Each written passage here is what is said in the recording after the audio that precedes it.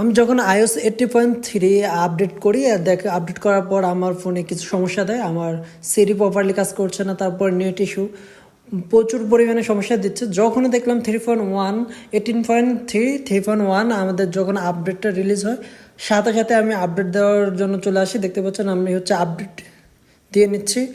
তো আপডেট দেওয়ার পর ইনশাল্লাহ আশা করি আমার যতগুলো বাগ ছিল, যতগুলো সমস্যা ছিল সবগুলো সলভ হবে।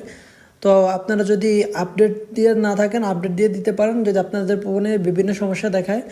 তা আমার সিরি তো সম্পূর্ণ চলে গেছিলো, আমি দেখি আমার আপডেটটি কমপ্লিট হয়েছে কিনা। তো চলুন আমাদের আপডেটটি চেক করি, দেন জেনারেলে গিয়ে আমরা হচ্ছে যে সফটওয়্যার আপডেটে ক্লিক করার পর আমরা চেক করতে পারবো যে আমাদের আপডেট হয়েছে কিনা। দেখতে পাচ্ছেন এখানে 18.3.1। তো দেখা গেছে আমাদের আপডেটটি কমপ্লিট হয়ে গেছে। এখন আমরা ট্রাই করবো যে আমাদের সিরিটা কাজ করছে কিনা। তো সিরিকে ডাক দেবো, সিরি সহ আমাদের নেট ইস্যু সবগুলো সলভ হয়েছে কিনা আমরা দেখাচ্ছি। তো আসলে যে আমাদের মোটামুটি দেখা যাচ্ছে নেট ইস্যুটা সলভ হয়েছে।